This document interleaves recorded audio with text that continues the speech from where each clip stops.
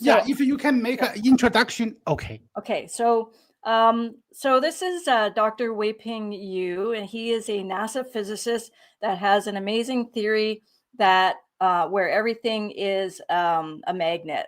So where magnet is magnetism and magnet is the the basis for everything that we observe in the universe. So I will let him briefly describe his model, and then we'll have a discussion about it.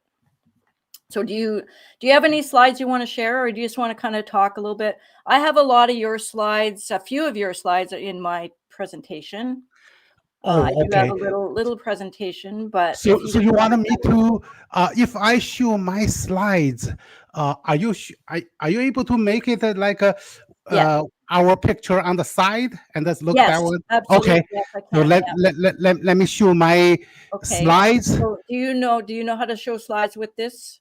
Right. I hope so. Okay. I hope I can show you quickly how to do that in here. So, okay, so there's your slide. I can add to stage.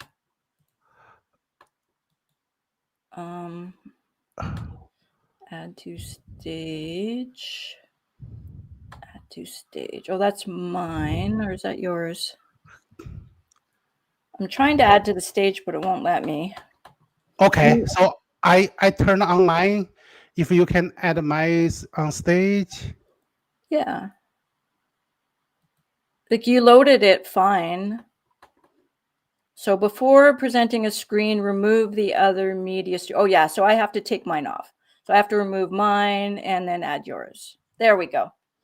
So, do you have two screens? Oh no! No! I only have a one screen. Okay, so let me see what I can do here. Yeah, if I do a whole screen, full screen, are you able to see it? I actually have your slides. Oh, okay. So maybe use my slides. Only a couple videos, I wanted to show this one. Oh yeah, okay. But if you can show my slides, that's fine. Yeah. Okay, let's do that first. Yes, I stop sharing. So it's all yours. I can go back to this one here. You are computer scientist. I know. I'm not. Yeah. Yes. Yeah. You can play full screen or something. That would be perfect. Yes. Okay, I just need to get rid of this window here, and then it'll go bigger. Okay, that should be good enough, right? So you can just tell me maybe which slide you want me to show. Oh, okay. Are you able to show full screen? Yeah, I think I just need to get rid of. Yeah, so I'm running this through. This is through Adobe, so I don't really know how to make it. Yeah. It's kind of like it's as full as it's gonna get. Oh, you do not have like a view full screen. Yeah, I don't know how to do that with Adobe. Oh, okay, that's fine. Because this is a PDF file. This is your PDF file. Yes, PDF. So this should be fine. Okay. So introduce myself. Yeah. My name Weiping Yu. I have a PhD in engineering physics, and I'm the founder of Yuan theory. That's what we are gonna talking about, unlocking the mystery of universe today. I'm currently working at NASA as a subsystem manager for crewed vehicle, space vehicle. Very cool. So. Yeah. Okay, you go ahead. Okay. Well, so your theory is basically that everything, like so your Yuan is a magnet, or probably more generalized as a dipole, right? Oh, so yes. We might want to generalize that as a dipole. And that's right. So let's just maybe see the next page. Yes. Yeah. So there we are. So can you see my mouse? So yes, I can see your mouse. And I'm going around the blue red dot, right? Yes. Okay, I can see that one. I'm just getting used to this, technology or whatever. Somehow it's not crystal clear. maybe the computer connection or something. But that's okay. Okay. So so here this slide highlight 3 key points in my discoveries. So I want your audience to understand. Okay. I know you have read it. Okay. Yeah. No, it's good. I Yeah, actually I encouraged them to watch your video beforehand. I don't know if they did or not, but okay. yeah. Yep. And the first point, which I consider is the fundamental flaws in existing physics, means relativity, quantum mechanics, even in the classical physics. So I hope, Laurie, I hope you probably noticed that one, right? Yeah. So most of the people I know is they starting have a problems with quantum mechanics and relativity. Yeah. So they always something wrong started there, but actually things happens way before that one. So what I pointed to highlight, the first one is called a monocharged particle, which I define the word monocharged means any particle has a carry single electrical charge, right, either negative or positive. Right. I call it mono. Yeah. That makes sense. That makes sense to you, right? Yeah. I know. I saw somewhere you mentioned about electrons and magnets or something. You mentioned about something like that one. I saw that. I know. Or you said everything is a magnet or something. Yeah. I saw that you will be the best, one of the best. Yeah. I get it. Yeah. Yes. So if you look at how many monocharged particle, single charged particle, electron, which all electronics, all modern electrical universe, right? Field, electro, era is actually started with the electron, and also include positron and the proton, made by quarks and quarks. All these particles, these are basically cover all the quantum mechanics called the standard model of physics particles. Yeah. I can include neutron either too, neutron, neutrinos too. Yeah. If you look at the stamp right at the right hand side, it says do not exist. So what I means is none of these quantum mechanics particle even exist. So what that imply? So the quantum mechanics model is fundamentally flawed. They don't exist as specified. Yeah, right? Don't exist as a defined or as a specified. Yeah. Quantum mechanics, model. Yeah. So-called monocharge electron. Yeah. Okay. Yeah. The second highlight. So the first one talking about all the matter particles, mass particles. The second one, so-called force carriers. That's the photons. Okay. Yeah. The particle, so-called particle of light, does not exist either. No. If I know since you prove ether has to exist, so know photon does not. If ether, which means medium, which is the light carrying medium, if medium exists, so we do not have those particles. We don't need the photon if there's a medium. I think the photon was invented because they denied the medium, but they had to figure out a way that the photon can get from point A or the light can get from point A to point B. Exactly. So so that's come out of the ridiculous concept. Yeah. So here's one thing that I usually say, sorry to interrupt you, about photons, about the wave particle duality, and that's, kind of can be very confusing. But I spend a lot of time on the beach and I watch waves coming in. Right. Okay. And then I realized that the particle nature of light only happens when it crashes onto the shore of the detector. So when a water wave crashes onto the shore, it behaves like particle. You see the water molecules moving towards you and it can knock you over. But when you're in the middle, when the waves are going by, you just go up and down and up and down, right? You're feeling the wave. So when a light wave is propagating, it's a wave. And when it crashes into the shore of the detector, then it becomes particle-like, just like a water wave crashing into the shore, knocking me over, or moving the rocks.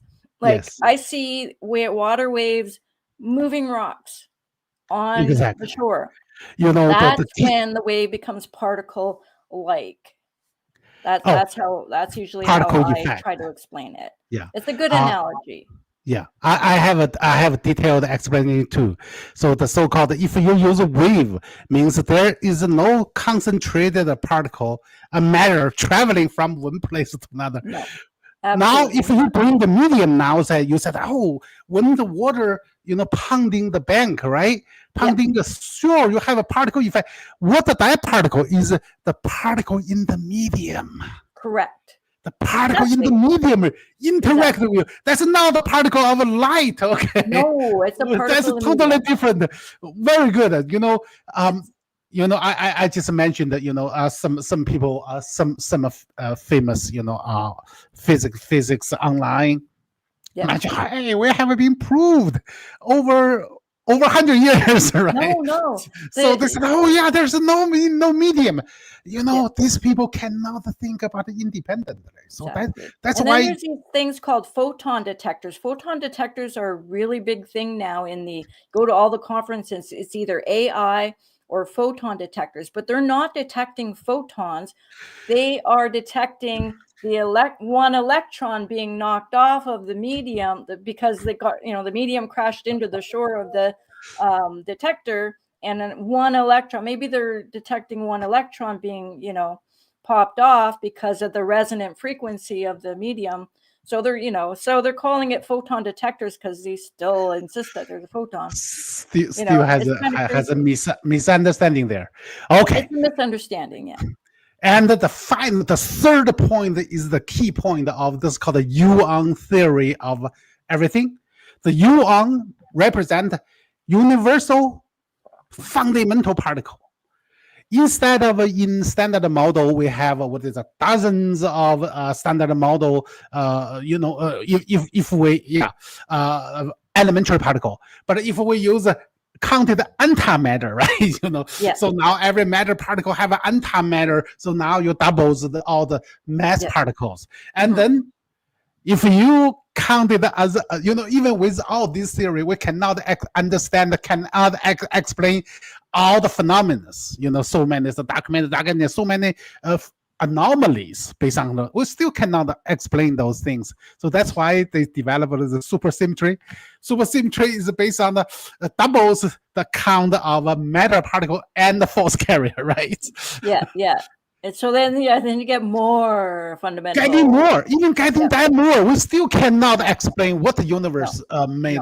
Cannot explain the universe. Yeah. So now people think about it. We may have a different particles, fundamental particles. They try to add even more, and even try to add more forces, right? Yeah, exactly. Now we need another force, and we need a dark force and a light force. And yes. So for your audience, the key is here. The universe only made one fundamental particle. Yep. I call the Yuan. So Lori, you call the Ohm, right?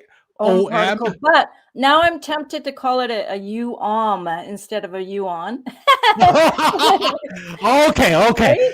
Well, so I might do that actually because it's a nice U-OM. Because I select this word because OM represents the particles, right? Yeah. U means universal. That means, or you can say unified. It's only single particle. Exactly. And the key claim is this particle. If you the physical explanation is just a magnetic particle, okay, or you can magnetic dipole. That's simple, just a magnetic dipole. Yeah. However, this particle, I define the universal particle is not only itself is fundamental, and I have one slide to prove. Okay, so which slide? This is the only particle can exist. In our universe, maybe we can go there after we go through that one. So okay. So I hope by now your audience would understand. Number one, the problem with physics is the top two highlight points. Those particles that does not exist. Okay, and I will explain. This is a big job. I will explain why. And the universe actually made by only one single fundamental particle. That's I call the Yuan universal particle is just magnetic particle. That's all. Yeah. Next page, please. Okay. Okay. So This one? yeah, that's fine.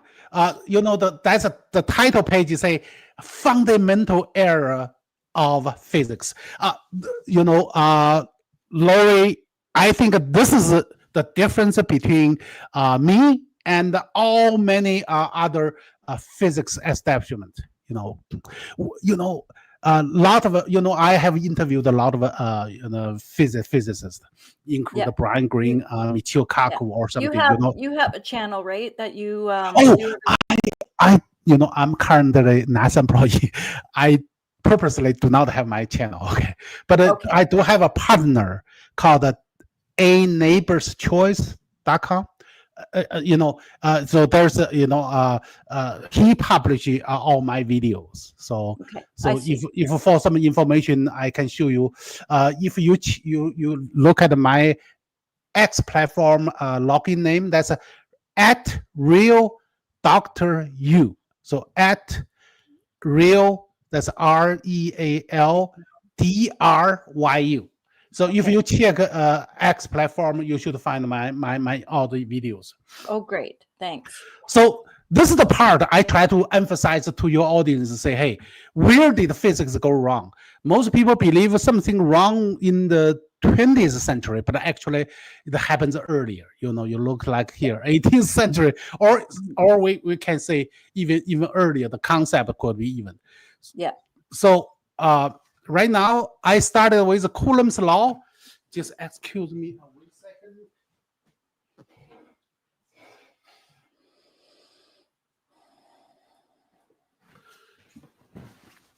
Okay. So what's the problem with this Coulomb's law? This is the fundamental law. This is even more fundamental than what is James Clerk Maxwell equation. This is a much more fundamental. Happens in 241 years ago. Coulomb's law defined like charge repel, opposite charge attracts, and this is a fundamental. This is true, and all this relationship. And it works. Mathematically true. Yeah. However, the problem with my version is that the pre-assumption or the premise of this one, this Coulomb's law, or the delivery of Coulomb's law, delivered positive charge particle carried by a particle, and then negative charge particle carried by a different particle. It implies the positive particle and the negative particle can be carried to separate particles. So which meets my definition called a monocharged particle. So it is assuming the existence of monocharged particle. So a particle carries single charge. That's the problem. Yeah. And I will explain why it is a problem. So if we can go to next page. Yep. It's my opinion that the sensation that we experience as charge comes from the medium. And I think you'll agree with that. So this is this chart I would define. So if I say Coulomb's law in general is correct, okay, because the only things called a premise assumption with say, hey, exists the matter, but a truly mistake. The physics derailed from its correct course, or lost its foundation. Okay, it started from this called the discovery of electron in 1897. So that's by J.J. Thomson. J.J. Thomson, yeah. This discovery at the time defined as the monumental, the most significant discovery in physics, advanced, classical physics to some kind of, atomic world. This is at that time considered as, monumental discovery. But let me tell you, the key problems with this discovery is J.J. Thomson defined electron as a negative charged particle. That's the fundamental error. I don't know Did you notice that one, Lori? So I often suspected that they should be swapped, that, positive should be negative, negative should be positive, but those are just words. okay. Right? You feel like maybe should they define as a positive instead of negative? I think the problem is with the language, I think is what we're trying to say. You saw the problem in the language. So right? My problem with it defined the electron as a monocharged particle. So electron like a particle carries single charge. Yeah. Okay. So this video, I cannot play this video because I send you this PDF file. But anyway, let me explain what this video tried to tell us. Okay. Because J.J. Thomson did this, made the discovery of electron based on this cathode ray tube experiment. Yep. Just like the chart on the right-hand side. You see, you have a cathode and anode. That's basically two demonstrate two electrodes have a voltage potential. Yeah, that's all. And what happens when he, he saw there's a stream. When you have a voltage potentials, you create a line in the middle of cathode tube. And let me explain what the line is. So this tube is not the exact vacuum tube, but if you use a so-called traditional vacuum, that's fine. But in that time, you have to have a certain air molecules inside. Inside, or nowadays they use called inert gas inside. So that means you have some gas, very very light gas inside. So what happens in this experiment is when you have a charged voltage differential on two electrodes, you create a charge differential, and that what happens, it ionized the molecules inside the tube. Do you agree with that? Thank you. And that's why we see the light. That's why we see the light. So what that means, however, this is a different meaning interpreted by J.J. Thomson. J.J. Thomson, at that time, maybe by the physics community in general, they believe electrons eject, say, from cathode and travel to anode. Somehow, there's a ejection of particles traveling. So this light causes like a continuous flow of electron across the different electrodes, generated this light. So you see the difference. When is I consider the real thing happens is ionized air in static location, inside the tube. Instead of at that time, consider electricity is a flow of electron traveling created that light. So this is a different. But based on what is the J.J. Thomson explanation, so electron traveling through through the tube and then also go through the closed circuit, right? To keep it constant in motion. So this is a common understanding at the time, and people accept it. But let me tell you, that's not what I believe happened. I believe happens is that there is no electron, no particle ejected from, say, cathode to anode or vice versa in any way.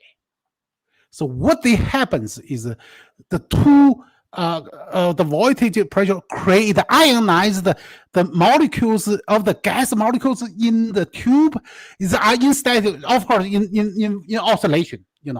What happens when you have molecules being ionized? In general, molecules appear as a neutral particle. But when you ionize, basically, you made it as basically, I will explain that one. Basically, break these molecules to be a magnetic particle, to be a charged particle, to be a magnetic particle. So it forms magnetic lines. Ah, interesting. Okay. So it's kind of like it's polarizing. It's polarizing. I will explain how molecules can be charged. So use magnets. Okay. Cool. Okay, so I'm going to use magnets. So-called molecules. Are you able to see this one? Yep. The so-called molecules is basically is magnetic neutral. Okay. So under voltages, you know what the voltage difference? Voltage means different magnetic polarity. So what that happens, you have a strong magnetic field. What happens? You flip them. Yep. Because they have to align with the magnetic field. So form, I hope your audience can see the form a line of magnets. And it's static or local vibration along the line. So that vibration create a appearance like a current or lightning. Okay. So they align. Yeah, actually, that makes sense. And so a similar thing might happen around in a capacitor. Where they say, oh, charges come on one side and charge negative on the other side, but that's what's happening in a capacitor. That's hold them together, right? Yeah. When you release them, so now you have a huge charge potential add up into original one, so you increase the voltage, right? So, okay. Thank you. At least I know. So this deeper level, when you read my slides, you may not hear that one, right? No, so what now? So since with the voltage differential, you have formed a line of magnets which is in vibration. So that's why you can see light. Light is a vibration of the source particle, magnetic particle in vibration. Okay, oscillation, and the third was the medium. So we see light. So now, so this video shows if you use a magnet underneath, you use a magnet, use one way, sliding one way. Let's say use the north slider. You see this one bending upward because it forms as a line, continuous line of magnets, right? Of course, it will interact with magnet. So now the second part of the video show if you reverse the magnet, it's bending downward. Okay, so it must be. This video available online, and probably I know you are. You probably consider one of the best experimental physicists now. I can tell you did a simulation and matches your testing. Very few people can do that one. Okay, so that's why. So this phenomena, since J.J. Thomson believed there's an electron is a negative charged electron flies from there and interact with the magnets. Assuming somehow magnetic field created by electron. That's a fallacy, okay? Yeah. Magnetic they had to make something up to explain why the magnet, right? Yes, why the magnet attracts it. Yeah.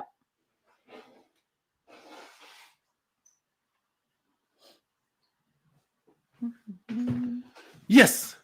So that's why, and however, so that's why J.J. Thomson defined we do have an electron negative charge particle just from the tube, one electrode to another one, and go through. Sounds very intuitive, very variable. So people accept this as a fact until today. Yeah. Even now, physics community still believe. Of course, we have a negative charge particle. So yeah, exactly. And so that's why I always say in my videos, I say it a lot. The problem is with the language. The physics is fine. What we're seeing is fine, right? What we experience is fine. The meaning of the language. The language needs to be changed. And my goal is because I'm a computer scientist, I want to rewrite the whole program. I want to rewrite the whole language to accommodate this simpler idea of, well, for me, it's the UOM, and for you, it's the UON. I thought that it's pretty easy to announce, right? To pronounce, right? Yes, universal, just one unified particle, just one particle. Yeah, that's it. Yep, for sure. I like your idea to use UOM instead of use OM. Okay. OM, which is, it's kind of got a mystical. Yes, you have a mystical, metaphysical meaning. Yes, I have no problem with that one. So if you understand that this is the fundamental error in physics, what are the consequences? So I think if you have another page, I would. Are you able to? Yes. This is the one where you talk about splitting. This is I try to use a logical or contradiction to physical laws to demonstrate that monocharged particle has a logical contradictions, cannot exist. Are you able to make the screen smaller, a little bit smaller, so the words cut it off? Oh yeah, I did make it a little. Oh, you increase the middle. If you make it smaller, Yeah, I just wanted to try and make it fill the space more. There we go. okay. Yeah, this is where we mail. So this is just one way I try to convince. Oh, can I just say one thing? Go ahead. Your microphone is really kind of hot. It's really hot. So if you just sort of sit back a little bit instead of going close to, it's distorting a little bit. And Okay. because you're very excitable, My voice. Yes, you are right. so that I just want to say that. Sorry, just because it's. Oh, that's good. So we can hear you really well. No problem. Okay. So what happens is I try to use the first way. First, use theoretical contradiction to physical law. If this negative charged particle, monocharged particle exists. So what I did is I assuming we have a electron with carrying negative charged particle. I assuming this is correct. I try to counter to prove if this is correct, you will lead to physical contradictions. So that's why I say, hey, assuming we have a negative charged particle. So what happens if I split hypothetically to two halves? And what do we get? So here list three scenarios. One is you get both half carry negative charge particle. This is the most intuitive or likely answer from audience. Yeah. There are two other things. Hey, can we split a negative charge particle to one half a positive, one half and the negative? If you can do this one, this will violate the charge conservation. How can we have a one charge negative split? Now suddenly we have a half positive, half negative, right? So that's violate the fundamental principle charge contradiction. So that don't work. And another one, can we split a negative charge particle and suddenly get a two half of positive charge particles? It's also, how could the negative turn positive? Charge violations, right? Yeah. So now let's consider, so the only choice in this case is two negative half particle. So now questions say, can we recombine them? Nope. The reason has pointed out by the Coulomb's law, like charge repel. If we split a hypothetical split, so you know why I emphasize hypothetical split, because current quantum mechanics model, standard model, has defined every particle has a minimum size. It cannot be infinite small. So that's ridiculous. Okay, so that's why. So if you base on the current physics, says, electrons elementary, you cannot split. It's a rigid particle, you cannot split. That's a totally wrong concept. Okay. So, but to avoid that argument, I just say, hypothetically, everything also made by smaller components, right? If you think an electron has a certain mass, certain volume, or somehow, can we just divide the mass half or divide the volume, take a small piece of volume half? Anyway, if you can do, you cannot make a recombine. So this comes with one I call a fundamental a principle is a mystery is if this one cannot form in the first place, if they cannot combine, a smaller piece cannot connect with, it cannot exist in the first place.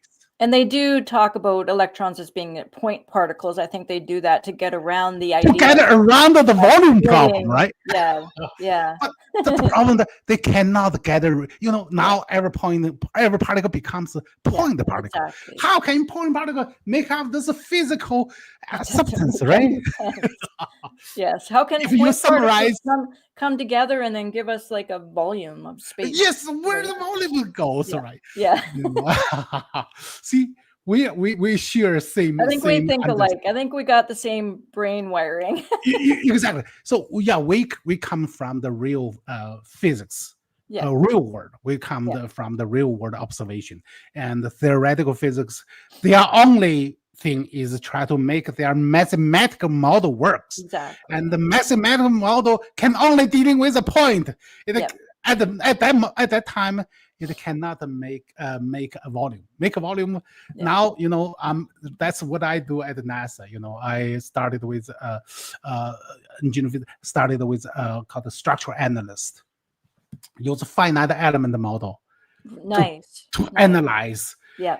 Instead of everything is a point particle, everything has a real volume. Yes, real everything is volume, a finite element, but it's got a space, volume a space. volume associated with it. Yeah. So, and then how much take for computer to do it? It's millions of degrees of freedom.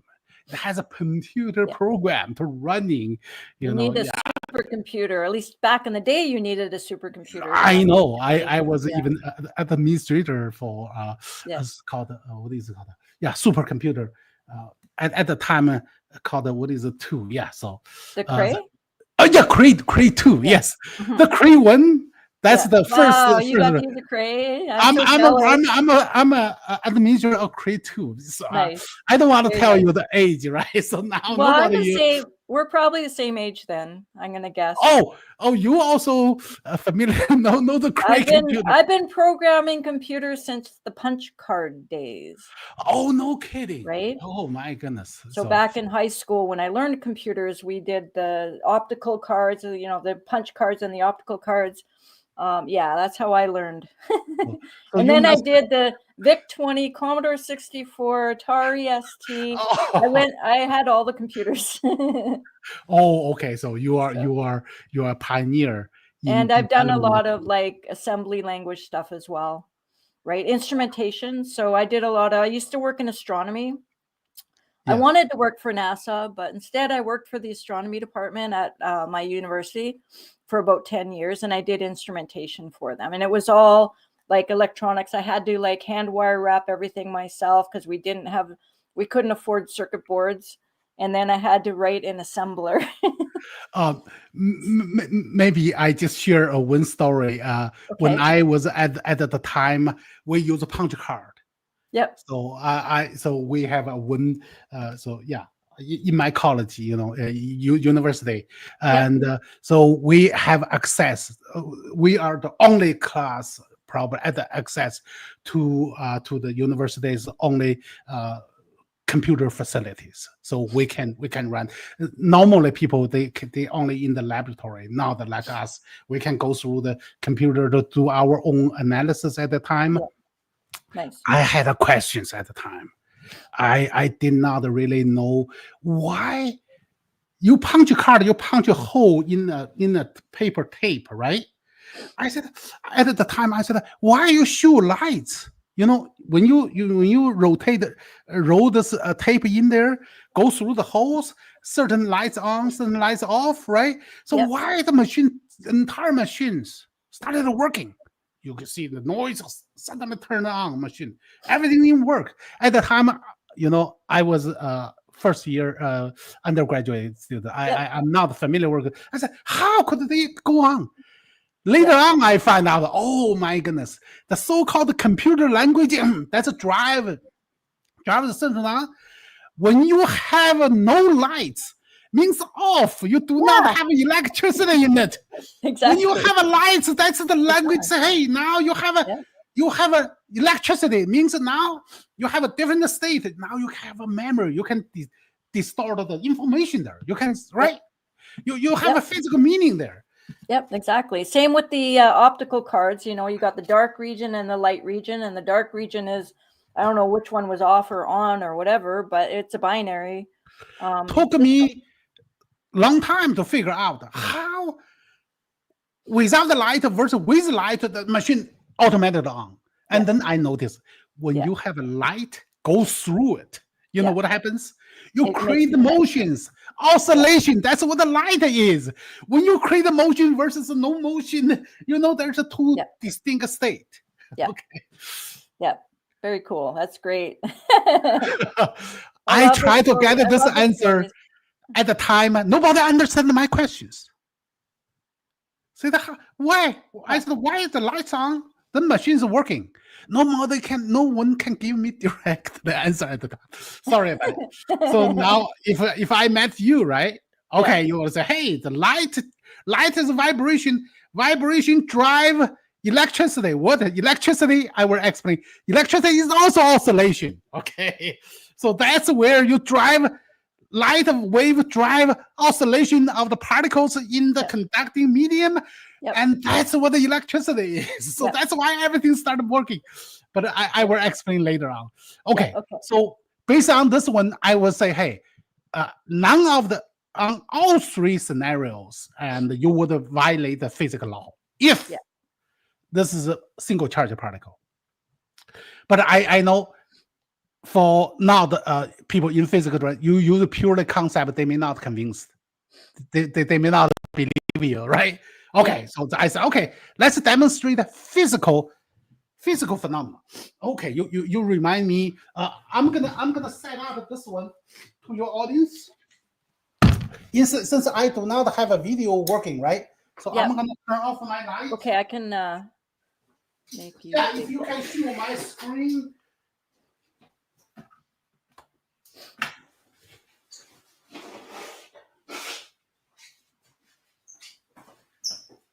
Oh.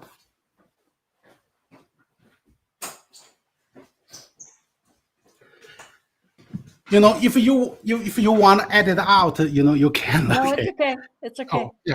We're live. We're live, so it is what it is. I don't know why. Oh, okay. I have not plugged in. You didn't plug the electricity in.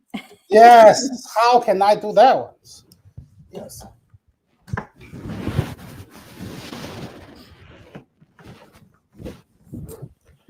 I hope this demonstration will make sense to your audience. Okay. Nice. Okay. Are you able to see? Yep. There's a filament in it, right? Yep. Okay. So based on the current theory, whenever you see light, you know, electricity, you have electricity going on, and then you have electrons inside of this called the plasma ball. I hope. Oh, okay. So my background is not dark enough, but I hope you can see it. Okay. So that means what I try to say is there's millions of electrons or billions of electrons inside of this glass, plasma ball. Okay, glass tube. So based on the current theory, so electron is a monocharged particle, and that means single charged. Then if you have the same kind of electron, millions, billions of electrons carry the same charge, they should spread all over together. Now I want to show real experiment, or in how real world the electron works. I put my hands in the middle. Did you see everything light on one line? Are you able to see it, Lori? Yeah, I can. I can see it beautifully. Yeah. Oh, you see beautifully. Yeah, yeah. So all those lines, instead of a whole bunch of them, now there's just one line. They all why they are not repel each other? So I try to find physical experience. Exactly. Right? You know, when I demonstrate this to my son, it could happen if you have a water hydrant. All electron flying in the same direction, even parallel, right? Fly same direction. When we look at the line, because may have gaps in between. Right. I thought that this is legitimate. So I said, okay. So if you do not believe, because my hand is in the middle, in the form of one line, I said, okay, now I'm gonna spread my hand in 5 fingers. Okay. Still one line. And when I showed this one to my son, he used the word, "Oh, they wanting to get together."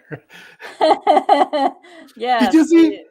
They have feelings. Yeah, he said, "Oh, they wanting together." Even they were spread at the tip fingers, but before they reach to the top, you can see they all. So he said, "Wow, they wanting together." So why electron, like charged particle, instead of repel, they attract? Mm-hmm. So this has come to my another conclusion. Electron actually is just a magnetic particle. It's not a single charge at all. It carries both positive charge and the negative charge. Okay, let me turn my lights on.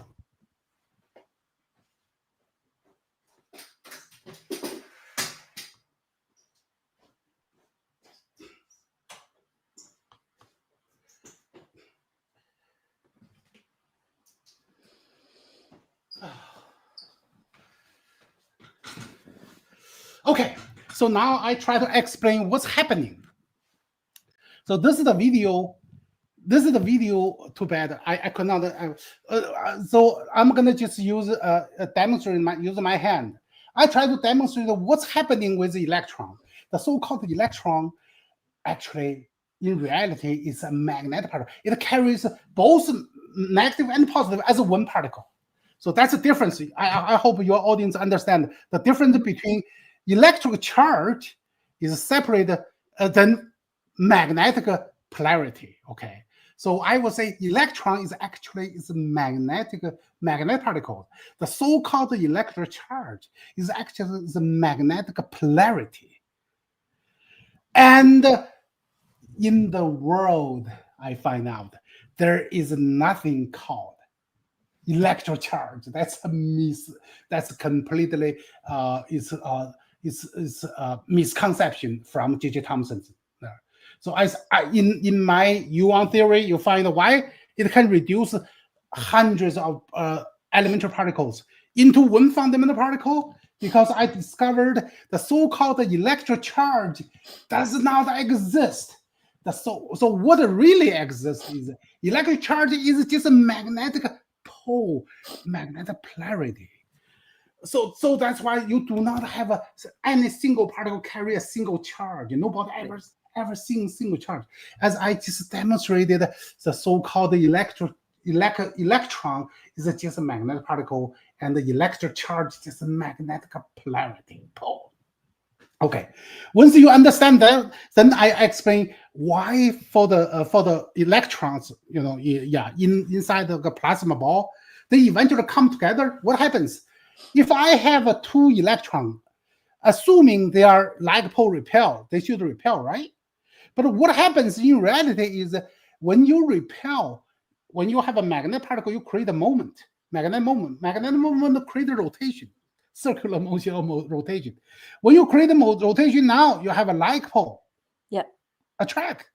So that's why initially you may see all over the place, but if you may put a hand on as a conducting, you put a voltage conducting, creating the polarization. Yeah. Polarization. Yeah. Basically you create a polarization called a polarity or a voltage. You create a polarization. Then they all turn around, so negative and positive form a line. This is actually exactly the same thing happens in cathode ray tube. Yeah. Before you apply two voltages, the particles randomly there. Yeah. But once you apply them, you plus the polarity, you call ionize them, they form a line. Yeah. Yeah. What I want to do now is I want to do, just because I know where you're going with this, because I read your slides. So I'm going to do an experiment that you did in your video. Okay. Yeah. Any experiment that you can do. I in the future I can cite your experiment. Okay. So here I have a string of spherical magnets. Yes. Okay. Yeah. Got it. And so what I'm going to do is I'm going to this string of spherical magnets, which is kind of long. Right. I can pick up. So I have this kind of heavy. It's a bottle opener. Yeah. Yes. Okay? It's a bottle opener. And so here I am. I've got this. So I can pick up. I can see. Right? I can see where you're going. Yes. Here, right? You can pick up with a long. I can swing polarize the magnets. I can I'm holding on to just the very first magnet, which I can easily pull off.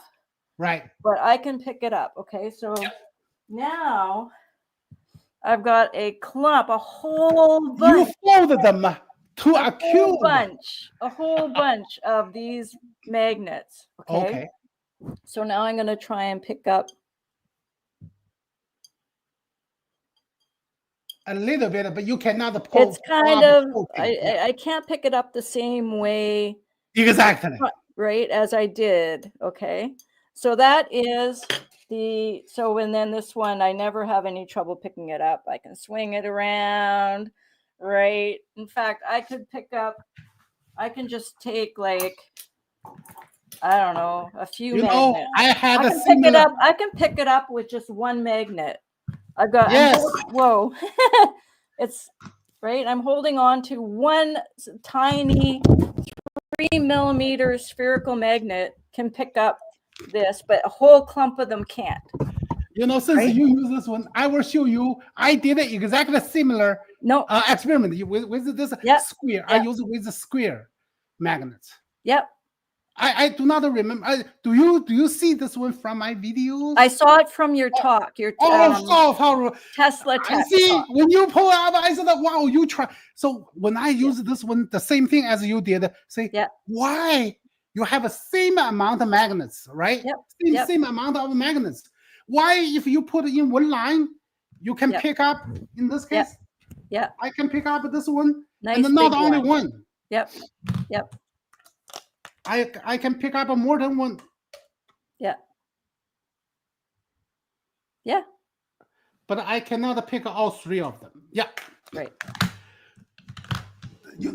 If you go through this one, that's something. If you really do experiment, so that's why I fully believe. Yeah. Theoretical physics.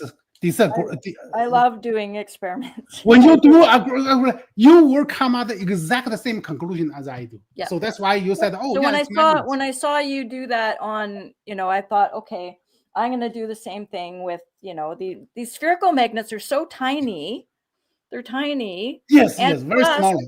Because like the square ones, there's a lot of surface area touching each magnet, so it makes a lot stronger. Whereas here, like the spherical magnets, like just a tip, not very much surface area touching, but it's still, these are really strong neodymium magnets, right? Pretty strong ones, individually, right? But so I just wanted to see if I could replicate what you did. And so to me, it's about coherency versus incoherency. Yes. So this is gravity. So in your exactly talk, you were talking about gravity. Right. This is gravity. This is incoherent magnetism. When they clump together, they're the magnetic cancellation. Okay. So when I fold cancellation, now I cannot pick up anything. And I cannot pick up anything. So cancellation. Okay. So can I show you something that I did? Sure. I'd like to see your new experiment. Yeah. So let me share my screen. I'm already sharing my screen. So let me go back to this view here. Okay. What I did. From your. Let me just go. I'm going to go to the beginning a little bit, if you don't mind if I talk a little bit here. Okay. So there's the isopotential field. So there are two magnetic fields. Right. One is the normal one with the arrows, the vectors, and everything. And then there's the isopotential field, and I call it the forgotten field. Okay, because nobody talks about it. But this is actually, I think it's a more important field. Okay, so what I'm gonna do is I'm going to first define a field, what I define a field, because I think define the field. So a field is a region of space where each location in the field of view, that's why it's called a field, is assigned a physical quantity. This is a standard book definition, text definition. So, this is it's important to know, understand that. I understand what a field is. I'm not just, for my audience. And so the isopotential field is the where every point is just the field strength. Okay, so each line here has the same strength, identical, same strength, right? Yeah. So so I think this field has more information than this field, because I can tell you everything about the magnetic field looking at this field here. What this field doesn't tell me is that there's something special going on here. I don't know if you can see my mouth at the middle. I can see your arrow. Yes, at the very middle, of the magnet, there's this very special thing that's going on here that you Okay. don't see with the standard magnetic field. Now, with the standard magnetic field, so with this magnetic field, basically, so here I have a small, let me just go over here. I have a small magnet. I have a small magnet in the vicinity of a large magnet, and that's what all of physics is. All of physics and we can talk about this. This is where I think I can contribute to your discourse. A small magnet is going to want, so this is like when you think about a field, you think, okay, you know, I always imagine these, you know, tiny dipoles, you know, that's how they make the magnetic field. That, you know, they're pretending that there's small magnets in the vicinity of a large magnet. But when you really have a small magnet, like my small spherical magnet, and I place it near a large magnet, it's going to want to line up. It wants to line up such that it's that special spot, central spot, which I'm referring to as a node. Right. It's a planar node. Okay, wants to sit on one of these isopotential lines. And so in the standard language, right, this magnet would like want to sit, you know, along the magnetic line. Yes. But Yes. when you're talking about isopotentials, you say that it wants to sit orthogonal to, or perpendicular to the the curve, the isopotential curve. It wants to sit there. And you can also see with the isopotentials, you can see that there's a gradient. So the field strength, of course, gets stronger as you get closer to the magnet. So this gives you a nice depiction. It's hard to see with this kind of cartoon, okay. right? With this kind of cartoon, it's hard to see, oh yeah, there is a gradient, and it gets stronger and stronger and stronger as you get to, you know, closer to the magnet. Okay. You know, let me ask you, you know, when I look at this one, I said, hey, oh, maybe the other picture is better. Yeah. So normally, if we look at the picture on the left, that's what the magnetic field line. Those are the flux lines. Yeah. Yeah.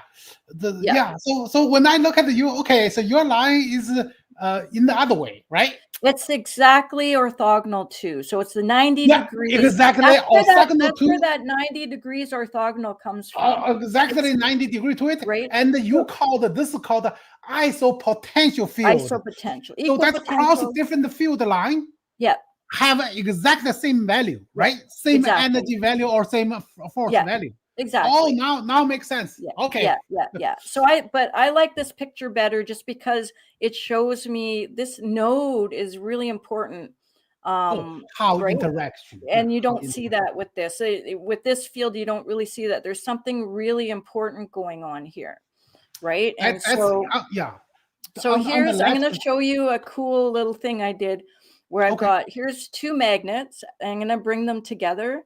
And so this is a program that a friend of mine, Michael Schneider, wrote. That he wrote this program to generate the isopotentials based on where you're placing the magnets. Oh, that's okay. So now I'm going to bring them closer together. You can see they're in attraction, and as I bring them closer together, the fields, there's destructive interference going on, right? The field is getting kind of compressed, and then I'm bringing them even closer. They're not quite touching right now. There's a little bit of a space between them. And then when they touch, they actually become one magnet. Oh, you can demonstrate. Yes. Once they touch it. So this is something I'm not sure about whether you I do not have this program. Yeah, but I love to use this one. So basically you are simulated the real world, how the real world working. If they still have a little gap, just slide a gap in between, you still see two separate small magnets. So here's like what I did.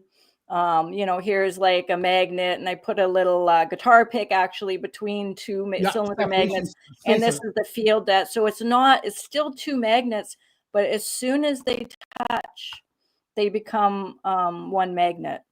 Become one, which is kind of interesting. That's exactly how the real world magnets work. Exactly. Oh, so I think this will add to your evidence, I guess.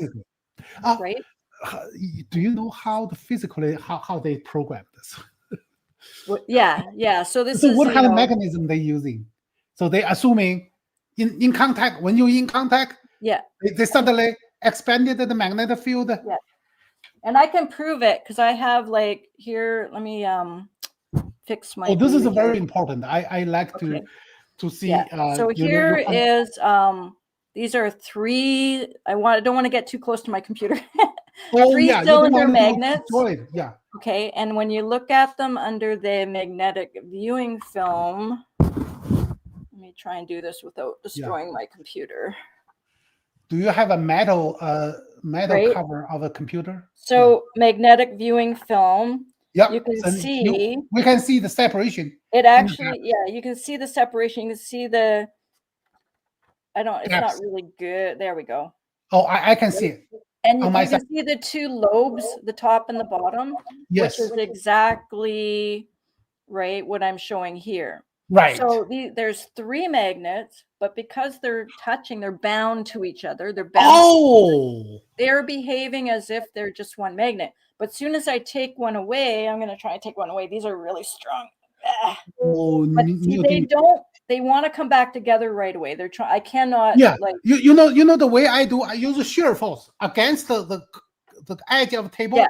Shear them off. Yeah. No, I can shear it. Yeah. If I shear it, it comes off easier. Oh, okay. I can't pull it like that, but I have to like pull one. Yeah. Be careful. Very easy to fly and hit something. Magnets. Yeah. But see, but you had a slide that bothered me. You had a slide. Let me see if I can find it. I saved it in, this one here. I believe that's the right. You had a slide here where you show like if you break a pole, right? So this bothers me based on what. So this is like one of the slides that I went, I'm not sure about that. Yes. This might not be. This is a very important slide. Yeah. Okay. This is try to. You might want to rethink that. Oh no. Okay. This is the slides. Actually, I try to describe the modes, the changing the phase. Okay. Oh, I see. The atomic, the changing. Whenever you break a magnet, you suddenly break. You know the two parts. Yeah. Reject. Yeah. So this is move away. Right. So this is where I made this up for you as well. Oh, okay. So if you have bright magnet and break it in half, you get two magnets, right? And then when you bring them when you bring them back together, it becomes one magnet again. So this was sort of my visualization of what I just did. Very good. Break the magnets, you get two magnets. You always get two magnets. It's never never. As soon as you break that bond, right. As soon as you break that bond, which I just showed you with the taking the magnet. You said that the problem with my previous one is if they truly separated at the bond, then you would see two negative and positive instantly turn to smaller magnets. But that never happens. Yeah. Okay. I just want to make sure we're on the same page about that. Yes. We are on the same page. And I will explain to you why I have this difficulty to describe that part. Yeah. Right. So then there's this part here. Now, if you divide the magnet this way, right, they repel. Yeah. But then as you demonstrated in your talk, that they're going to, right, it's going to turn around and it's going to come back and now it's going to form a quadrupole, which is a quadrupole, right? So if you that's somehow if in motion it's going to so it's gonna I've done if you separate it this way, which is kind of I keep thinking I can click on that so if you separate the magnetic moment rotate them to be that one so it's gonna start to repel, but then it's gonna turn around away and then attract so that's where neutral particle comes from. Exactly. Oh my goodness. There you go. And that's where this slide comes in that I was about to show you, but I wanted to make sure we talked about the isopotentials first, because then I can show you this diagram. Where did it go? This one here, where when you have the normal magnet, like when you have it coherent, it's got a big field. But then when you flip it and you make the quadrupole, the field shrinks. And then when you do it again, it shrinks more. And then when you have like what I did with my little sphere magnets, you can see that the field kind of shrinks. Like you don't have the big coherent field, you have a smaller, more incoherent field. And that's gravity. That's what you were saying was gravity. And that's what I agree with my little ball of magnets that, this represents gravity. Well, gravity is a residual, right? It's a cancellation residual. Just all the fields cancel and you just end up with a residual, whatever's left over. Yes. Right. And the small, we're talking about really small particles here that come together. Yeah. And the other thing about this part here that I just showed is nature favors attraction. Right? Because that's another thing I say. Nature favors a stable structure. Attraction. It in this you case, rotate and attract. That's the most stable structure. Exactly. If you separate it, they still have a magnetic field. They still try to interact. So that's an unstable structure. Yeah.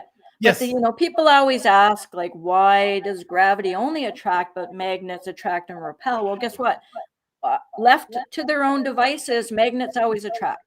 They're never going to repel. They're always going to turn around. Eventually turn around and attract. Exactly. That's the delusion. Yeah. Give me say, oh, gravity has two different than magnets because magnets have positive and negative. It could attract or repel. But if you consider the overall effect of magnets, and not results in attract. So I don't have to. You don't have to explain that to me. I don't have to convince you why Earth's attraction with the sun and magnetic attraction are not gravitational attraction. No. Oh my goodness. Yeah. How much? Now we just need to do the math. Yes. Lori, can you bring back to this called I'm talking about the nuclear reaction page? I wanted to tell you why I was. Yeah, that's the page. Yeah, it's on your slides. Oh yeah, no, it was in mine. Yeah, you're right. Yeah, it's on your slides. Just the one. No, it was on my slide. You said I on top. Yeah, this one. Yeah. This one. Yeah, I try to explain this one. Yeah, it's very rare to find this moment. This moment happens is right before the magnets totally break and turn around. This is the moment that somehow they capture the moment. I'm not sure if that's true. Okay, right? Just based on the picture, I just assuming they're true, or maybe they're fake. Just like you said, it's right at the moment.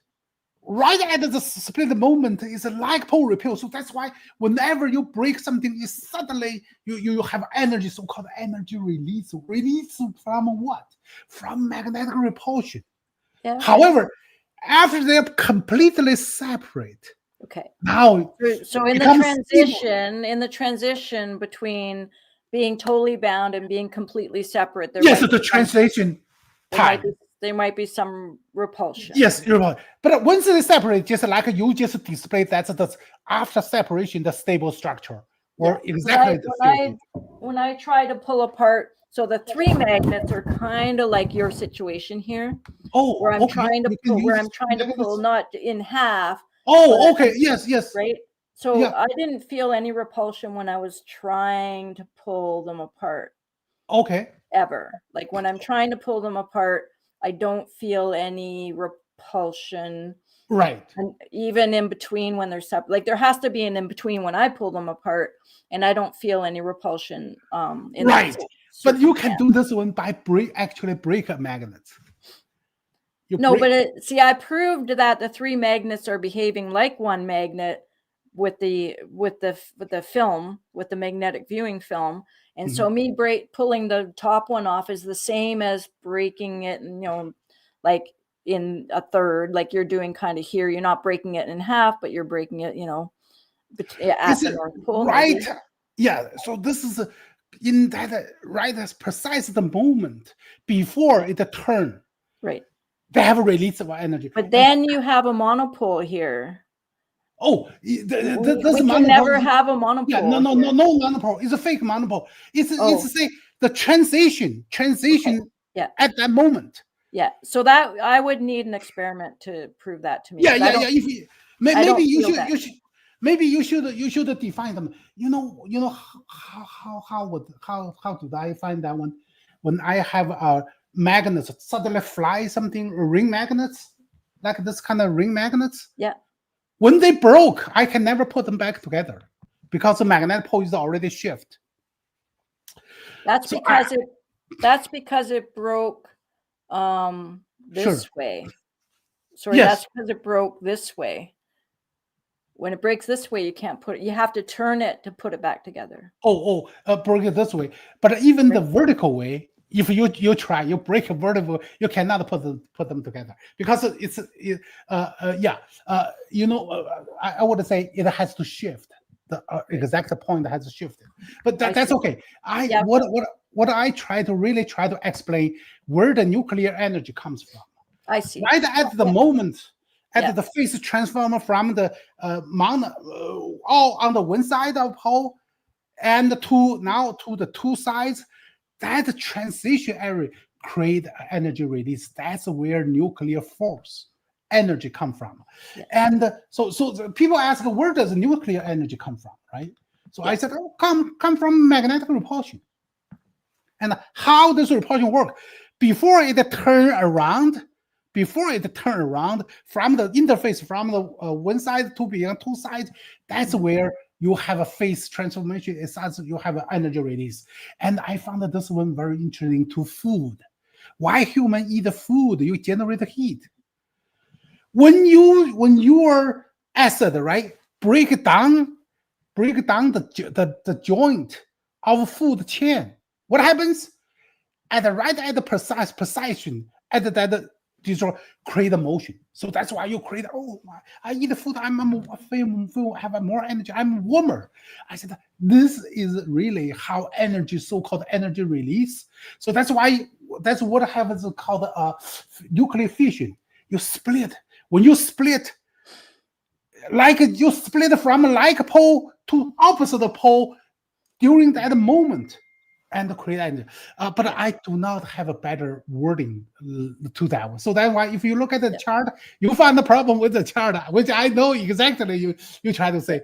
If you look at the bottom of the description, I said, break a magnet, you get a new opposite pole form, right? Just like your plot.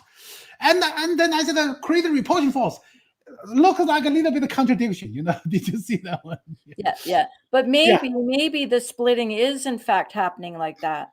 Maybe if the splitting is happening like that, then I buy what you're saying. Okay. So maybe you can come up with some better. Yeah. Since you are good at doing experiment, what I find is when the ring magnets suddenly break.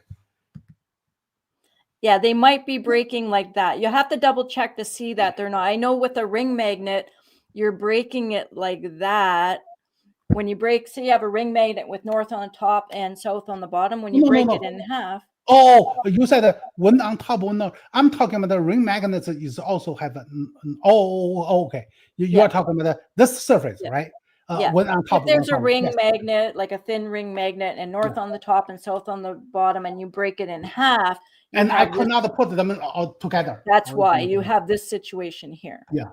So maybe that's a good experiment. I believe if you can prove that experiment, I believe this experiment demonstrate where does nuclear energy comes from.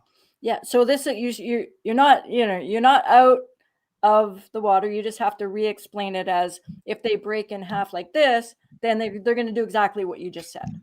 Yeah, okay. Yeah. But if you can demonstrate it even better, right? Yeah. I believe this kind of demonstration is very so because I always have a problem. So why you eat grass, eat food, normal human food, you have energy. But if you eat a iron ball, small iron ball there, you never break them. You will not get any heat from it. You exhaust your own body, I said, where does the motion comes from? Heat is from random motion, right? I said, oh my goodness. So the regular food we can digest, so-called we can digest means we can break the bond. Yes. When you break the bond at the instant, before they turn phase, transfer, Yeah. Yeah. suddenly they generate the motion, and that Yeah. motion create the heat. So that's why I'm Yeah. thinking about it. Yeah. Is that suggesting human can survive? Of course, human has to have a motion, right? Have a heat motion. You can survive without. Does a carbon-based food? I'm not sure. Okay, you know what I'm Yeah. heading to, right? Yeah. So can we generate something you can constantly have food, have energy flow without consuming actual? Yeah. I don't know. I No. think we need fuel. I think we need fuel. Yeah, of course. Why we need For a sure. fuel? Because we want to break the bond, and break the bond, they Yeah, create the exactly. motion, create the heat, right? Yeah, we don't want to break the bond of our, the good part of our body. Yeah, we don't want to create Right? break out I our don't want species. my body Yes. to fall apart. I just want it to continue moving. So the other thing I want to talk about Yeah. a little, Now let me bit answer your questions. Yeah. is that the fractal paradigm, because that's really, I'm Yes. a fractal woman, obviously, the fractal paradigm. That's a new perspective And for me. so, obviously the magnet has the property of self-similarity, because when you break a magnet, you get two magnets, and when you break those magnets, you get, 4 magnets, and each magnet has a north pole to south pole and this very important node. This node is very important. Okay, so now with this idea of self-similarity, what we need to do is look for things in nature that have, this similar property, or maybe even that look similar to. So this is why I wanted to bring up the isopotential, because when you look at sorry about that. Where am I? When you look at the electron orbital, so this is where it gets really interesting, because the electron orbitals completely match the magnetic isopotential and this is it's a potential diagram. The electron orbitals are potential. It's the potential version of Schrodinger's equation or whatever. It's a potential. This is a potential. They look exactly the same so when you line them up, they're a perfect match. And also all the orbitals, it matches all the orbitals, right? And so, when you're saying the electron is a magnet, I say the electron is a small magnet in the vicinity of a large magnet. So the atom is a magnet, the electron is a magnet, and they form the same patterns, right, as the isopotential. So the electron orbitals form the same patterns as the isopotentials. And then there's another place where I found, so this is now I'm talking about the fractal paradigm, and where do I find similar pictures, similar morphologies, I guess you would say, is in this sound fields radiated by simple sources. So these are harmonic oscillators, these are just resonators in water, and they also form the same patterns as the isopotentials and the electron orbitals. Okay, so this brings us to spherical harmonics. Okay, so spherical harmonics can be used to describe all these three very different, supposedly very different physical phenomenon, but they produce the same field patterns, right? So you're just talking about biology. So I also have a slide that shows cell division showing a kind of a pattern, which is, maybe a little hokey, but like, I just thought that was interesting, that when the cell divides, see, the cell is very similar to a magnet. When it divides on its own, you don't get two halves of a cell. You get a cell with a nucleus and a cell with a nucleus. So it's very similar. If you think of the node as the nucleus, right? There's very similar things going on. And so that's why I say, like, magnetism is the key to understanding why we see fractals in nature, like ubiquitously everywhere, from the quantum all the way up to the cosmic, the galaxy shapes and that sort of thing. So, and also black holes. Okay, black holes. I have some slides on black holes, but then you have to kind of understand the ferrocell. I don't know if you had time to look at the ferrocell. I saw this picture Yeah. from your picture. So the ferrocell, basically the ferrocell is two optically flat pieces of glass where you put a ferrofluid. You mix the ferrofluid with something like, you know, WD-40 or some sort of other medium so it spreads nicely. You put it between the two pieces of glass. You stick the pieces of glass together. You put lights around it, which you see right here.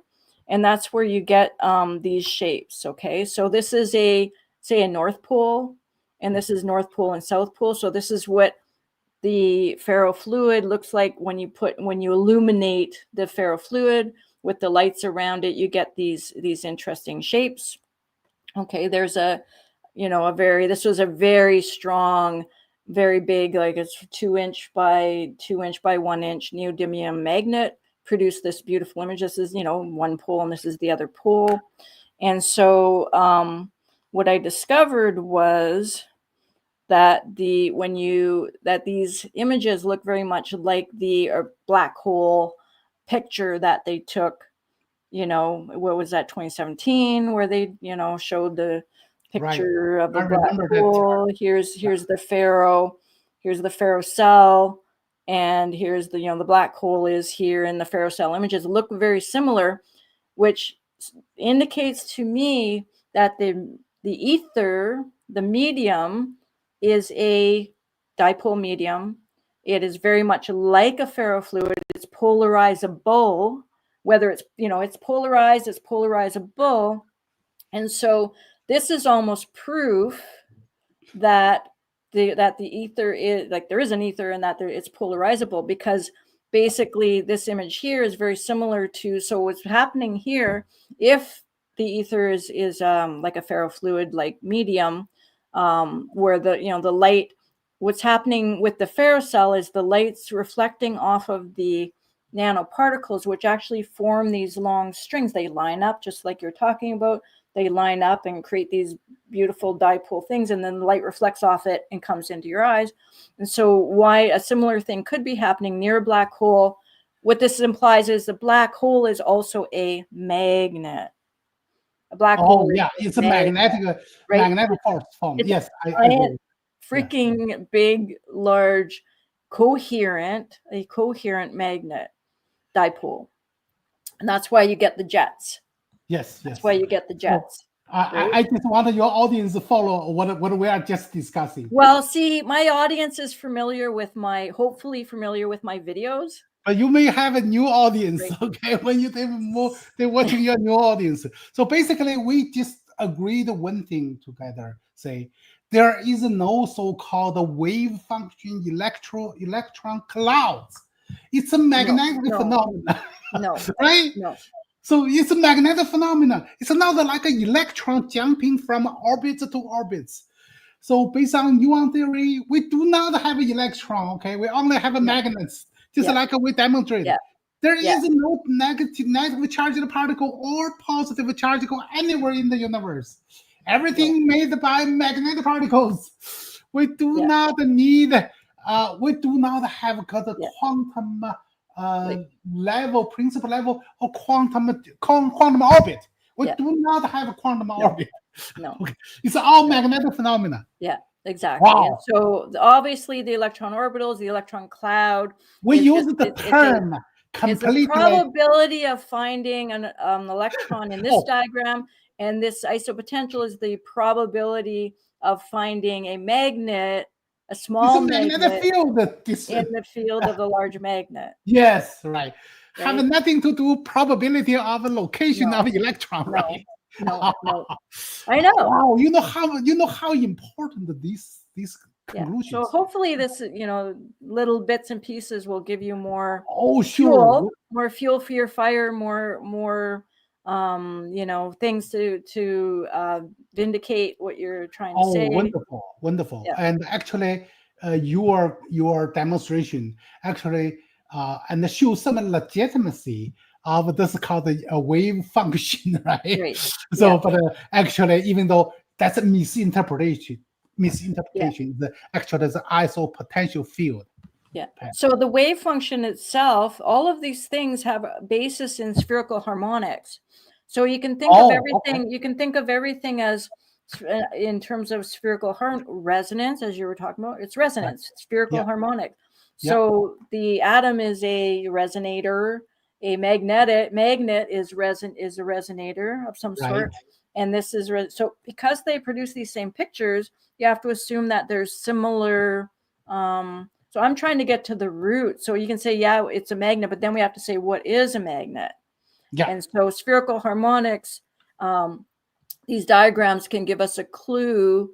And the fact that spherical harmonics can be used to model these different shapes that, you know, that these all have a similar core functionality, similar core cause, I guess you could say, right? Yeah. So this is like, I like to bring things together and using just the mentality of the fractal paradigm, where with a fractal, you break a fractal, like the Mandelbrot set. I don't know if you're familiar with that one. That's the most famous one. That's my favorite. You break, you know, you break it in half and you get more fractals. You break it in half, like you can't divide the fractal. When you zoom in, you're splitting the space. When you zoom in, you're splitting the space and you find more stuff. Then you split the space and you find more stuff, and you split the space. It's like you break a magnet, you get two magnets. You break the magnet, you get two magnets. Yes. So there's one thing that you said, one slide. I'm going to bring up a slide. Yes, I believe we're thinking about the same where slide. You said it's a one and only particle. Yeah, everything is divisible. I can't. Yeah, I mean, everything visible. That means it can combine together. No, but you said everything is infinite. So the magnet is the only thing that's infinitely divisible. But you can't divide. You can't divide because you can't break a magnet in half and get two halves of magnet. So I thought that was really profound. I wanted to bring that slide up, but I'm not sure. Not sure exactly that's the one. It's in my you copied it in your slides? I just copied a few slides that I thought. Oh, you thought it is help you to explain it. All right. Yeah. Yeah. No. Oh, that electricity. Yeah, we can explain electricity later on. Yeah. Yeah. Anyways, yeah. So I thought your slides were quite. Your talk was great. I got, you know, I could keep up. You were going really fast, and I could keep up with you. So I was pretty happy with myself. You know, I have to explain to you. You know, people think about it. I'm so, you know, because during that presentation, my at TeslaTech annual conference, I was assigned the last, the keynote spot on the Saturday. It started from Thursday to Saturday, from 7 to 8:30, from 7 to 8. However, my friend Terrence Howard. Oh, so you are acquaintance. Yeah. No. I'm gonna show you something. Okay, good. Terrence Howard sent me this. Oh, he also sent you there. Oh my goodness, he gave me a whole box of this, which I think is really cool. Like, let me zoom in here a little bit. Yeah, you zoom in so my audience can see.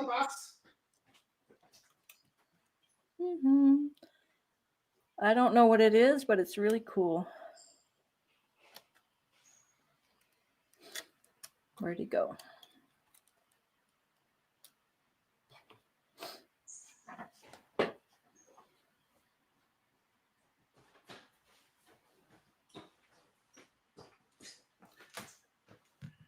Okay. I want to show you. Are you able to see? Okay. Yep. Did you see his unique signatures? Yep. His linchpin. That's a linchpin. He gave me the whole box of linchpin. What did he get? You see how many different patterns? See, I got a box too. Oh my goodness! Did you see? He gave me two of these patterns. Yes. Oh, nice! Oh my goodness! Amazing! That's amazing. That is so cool. Hey, we both have. I think he wants these back. I don't know. Yes. I believe we have similar, but he wanted me to pick a bigger one, small one, because I was in LA traveling, so I picked the smaller size. Oh, but I said it's more dedicated size. Wow, you got all his designs. You see how many? Yeah, He even yeah, wanted to he even wanted to ship to me a whole suitcase for them. I right. said, oh, maybe not right now. He's Yeah. big, small. Oh, It's I love that one. amazing. That oh, you have that one, right? No. So I said I love that one. The one yeah, you just showed me. Can you show that again? normally he would Oh, have this kind of things. Do yeah. you See, remember?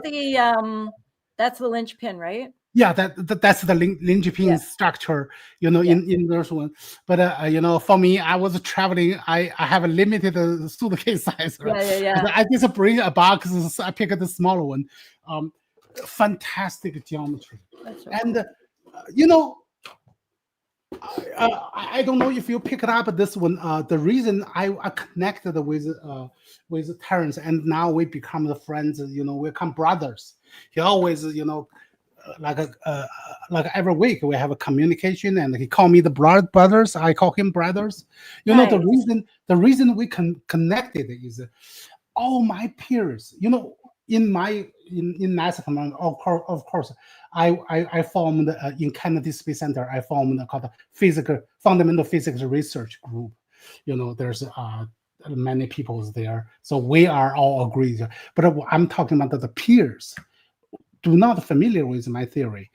Mhm. They all, of course, they all have their own theory. Just like Michio Kaku, he considered himself as the founder of the string theory.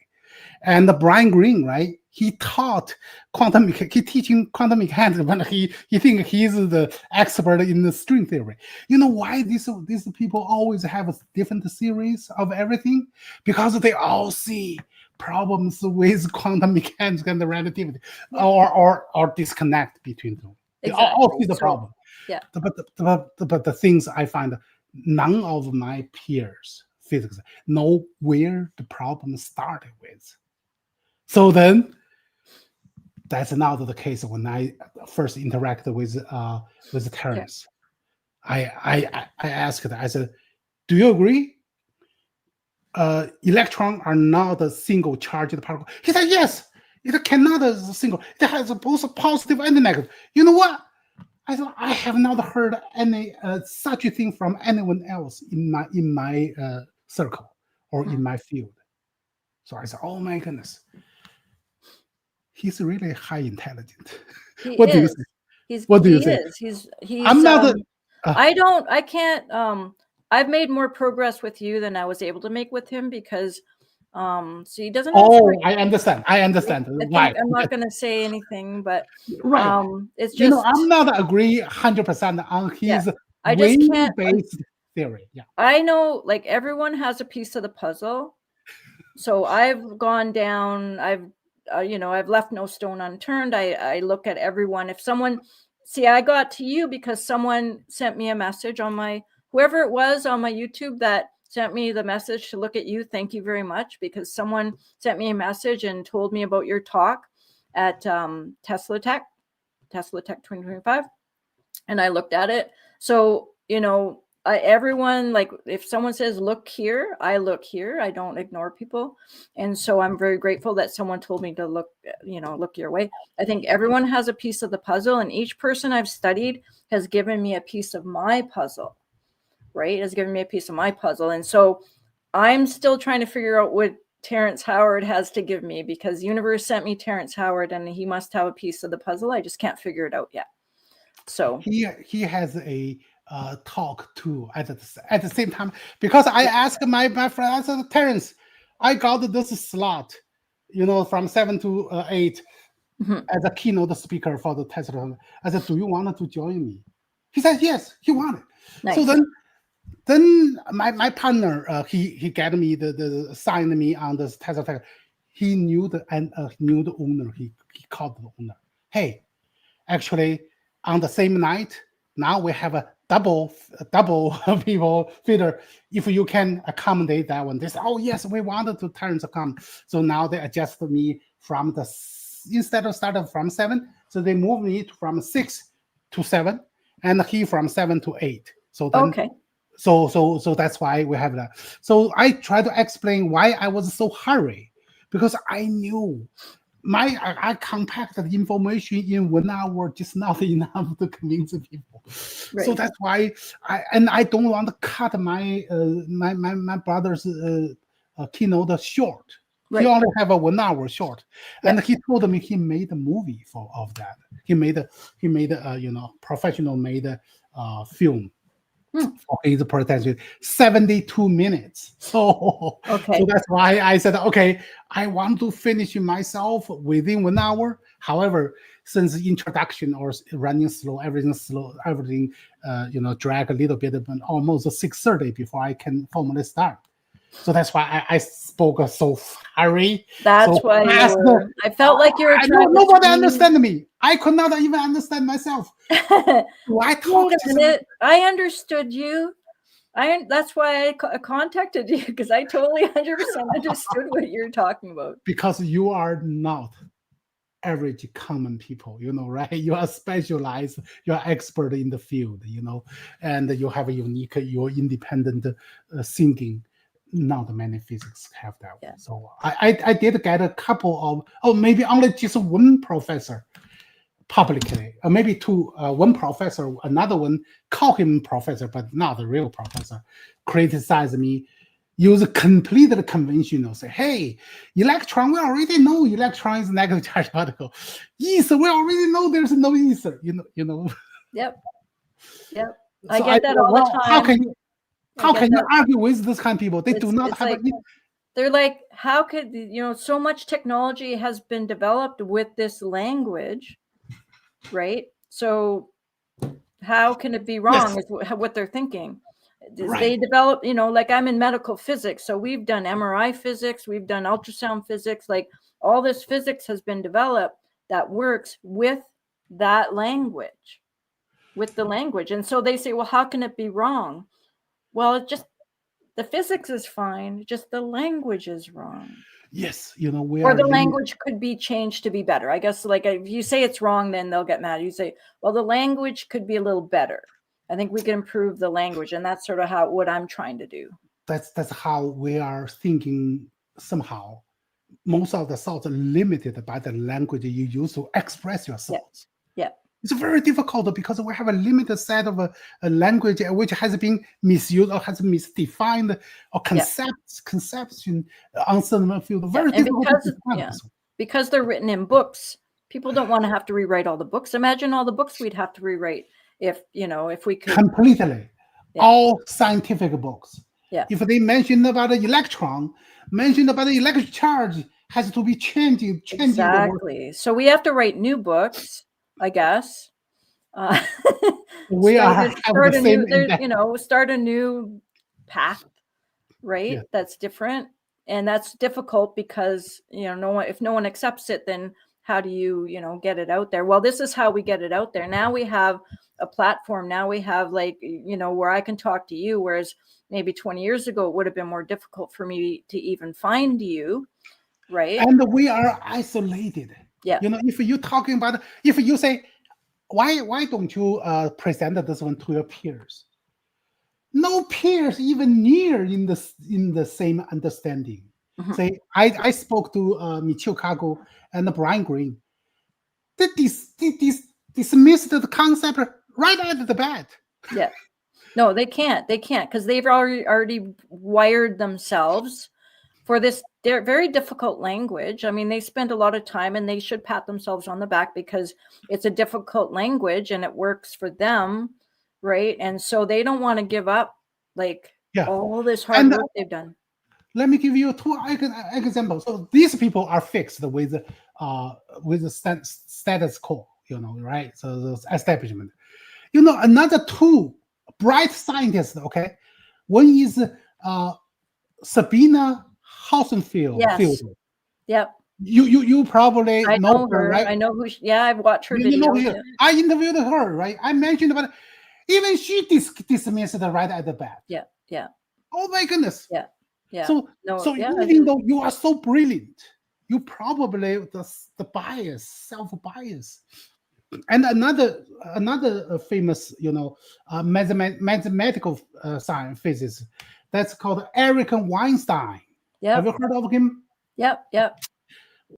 he called me. Somehow he know from Peter Thiel. So I have a new theory, and then he contacted me.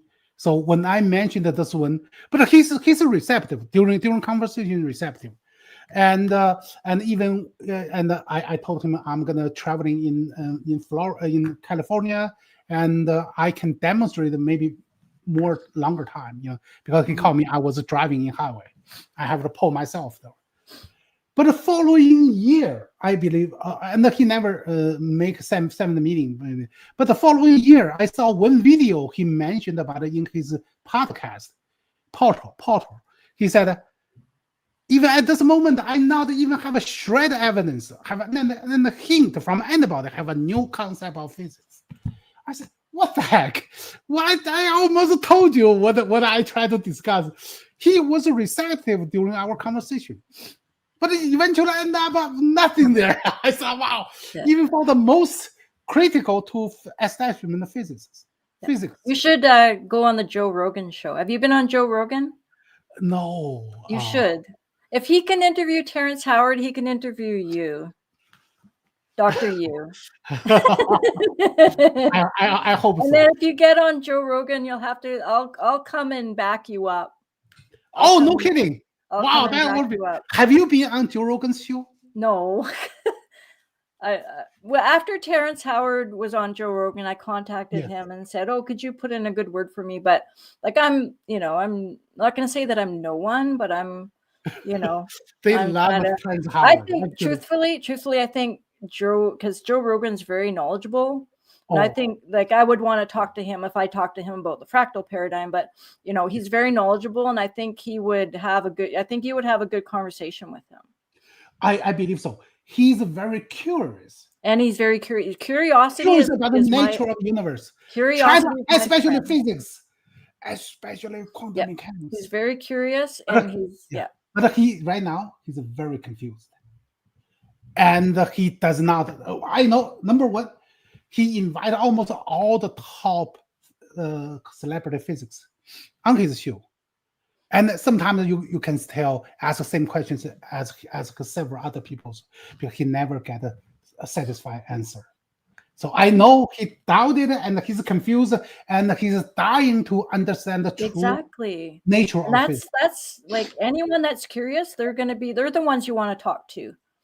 People that aren't curious, like the people that have already decided that the universe is A, B, C, you're never going to be able to have they're not curious. Because they already decided. Fixated. So wow, just totally closed mind. Even Sabina Hossenfield, I bought his book because I interviewed her, right? I bought it the day before I interviewed her with my partner. So that's why that's the first physical book I bought it. I mean outside of the textbook, because for me, most are flawed, totally flawed, the total nonsense. But for her book, that's the first book, Lost in Mass. He criticized establishment of physics, which I agree with. I think we should always be critical. I don't think science isn't settled. I'm sorry. When people say the word science is settled, I get really annoyed. Okay. I have another question for you. Okay. Electricity. I believe you try to explain to me. You may say maybe knock out the electron out to flow, right? In my understanding, electricity there's no electron. It's a wave. It's a wave. Now there's something. It's a wave. And what the wave is oscillation of this magnetic particles in the medium. Okay, so I'm going to just quickly show you. You show me what I'm talking about. So, one of the this is electricity according to a guy named Yonel Dinyu. So I worked with him for a while. I did these simulations with him of his model. So I read his paper and I got in touch with him. I said, I like your paper. He said, can you help me visualize it? And so that's my my area of expertise. Computer graphics is my thing, and so I like to visualize things. And so I wish I had more like a video to show you, but basically I understand. in Sure. his theory, so basically it's so let's say he's got this idea that there's this stuff called electrogen. So there's ether and then there's electrogen, and I think what you and I are talking about are the electrogen, but it's all part of the ether. Anyway, Okay. so the electrogen kind of flows from left to right here. Okay, here's the wire in the middle, and the electrogen flows, and it Electricity causes. is a particle. It's a particle, yeah. I think it would be a So particle. does it have a particle flow? It's a particle. This would be particle flow. So Oh, okay. particle. So when you create a voltage, so let's say there's a voltage of some sort, Right. and so this is positive and negative, or negative and positive, whatever, it doesn't matter. It's flowing this way. So this electrogen is flowing and causing the fluid ether to circulate. So just like water waves, his analogy was water waves. So the ether particles circulate, and then they create waves. And so the actual electricity is a wave which flows from left to right. So electricity is a wave in his model. And so when the ether rotates sort of counterclockwise, so at the top of the wire, it's going on along the wire, but if you do a cross section of the wire, you got ether circulation counterclockwise, and that appears like a North Pole. And then at the bottom it's going clockwise, and it appears as a South Pole. And so when electricity moves in, you have two wires and the electricity moves in the same direction, you got north south, so you got attraction. So that's how he explains that, when you have current going down the wire in the same direction, that the wires attract. So this is I think this is a longer conversation that we've been an hour and a half now, and it's getting kind of long, but this is something we could talk about, and I could show you my videos, or you could go to my YouTube channel and look for videos. If you see this picture, you'll know that's what I'm talking about. And then you can see me explain his theory. So I think, like I say, everyone has a piece of the puzzle, and I think this is a really good puzzle piece. I call it the ether circulation model. And so when ether circulates, then you get electric waves. Okay. So that's what I think about. Electricity is a wave. It's not electrons going down the wire. Now the electrogen might appear like electrons because you got these sort of bulky things here that are moving. But yeah.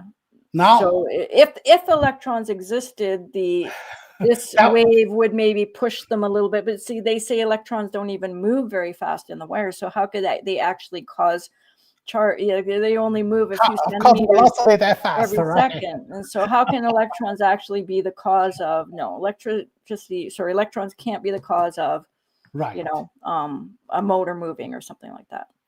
So this is just I saw my chart right two down the electrode model. If you can show my chart. Sorry. Oh yes, I saw from your slides. If you go down to page 59, so that's the chart of Yuan theory of electricity. In your. So I wanna no, just on your slide. Oh, on mine. Did you see this one? Oh, there we go. Yeah. There you go. This one. So I just try to explain to your audience. The difference between my electron model. I found that number one, electron does not exist, so there is no electron orbited atomic nucleus. So there's nothing in motion, in orbital motion in nucleus. So then I try to explain what is electricity, and what I find is oscillation. Did you see my chart is on the right hand side? The Yuan model. It's not the flow of electron. Seems like you just mentioned the other model, the electrogen. Seems like you have a particle traveling, but in my model, there's no particle traveling. It's all about the vibration. Did you see that? See, I use U. So this could be very similar. Very similar. This is an oscillation, and he's trying to say why. He's trying to say why are things oscillating? Maybe you can use the same chart. Use oscillation. Use my hey. Use that oscillation. And what I found is that oscillation not necessarily is electron oscillating. I would think about it. That oscillation probably is entire atoms oscillating. Right. You see? So I don't know if you got an electric shot or something. I been shot when I was young. Okay, I hold and find the vibration and harder to move. The so You fast were vibration. Yeah, you were shocked when you were young, yeah. I was shocked at one point. I was like in with middle school, electricity. yeah, dealing with Yes, electricity. We try to, I yeah. I was too. Maybe that's why we're weird. I was shocked too. No, You been shocked too. we Okay. we used to have a fridge that wasn't well grounded, Oh, and okay. so if you would hold the handle of the fridge and touch the sink, which was metal, at the Yeah, same time, we would get a shock. you got a shot. Did you So feel it sometimes you do it vibrating? by accident because you'd grab the fridge and then you'd grab something over here and Yeah. you'd get a shock. So And it was very strong. Yeah. do you feel like when you get a shot, you cannot even release your hands Yeah, exactly. Yeah. You get stuck. because it's so fast, right? Yeah. Yeah. Everything's so fast out of your Yeah. control. You Yeah. cannot Yeah. release it. Yeah. Oh Yeah. my That's goodness. why. Yeah, exactly. Yeah. It's scary. But that little lesson, that means, oh my Yeah. goodness, electric Yeah. And when it vibration. happens when you're a kid, you never forget. So you see, my chart versus traditional, one is electron flow, one is oscillation. Yeah. So when I interpreted a photoelectric effect, I said, photoelectric effect is light wave resonance with the wave, with the frequency of the particles on the surface of the solar panel. Yep.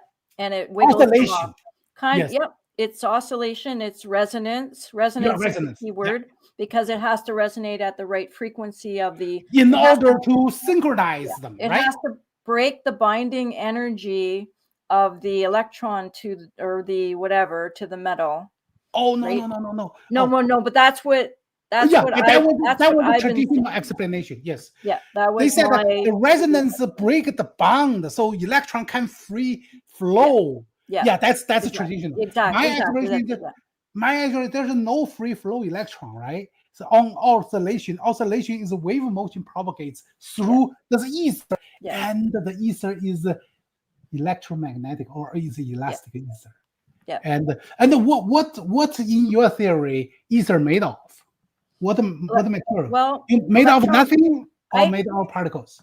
It's basically magnets, like you say. Oh yes, that so would be the same as mine. So I call them electron-positron pairs, or I can show. Oh, okay, really cool. Got it. Well, so I call the UR made by UR particle. UR particle just electron-positron pair, right? But so here's an animation. I didn't make this software, but here's the simulation of like charge. Yeah.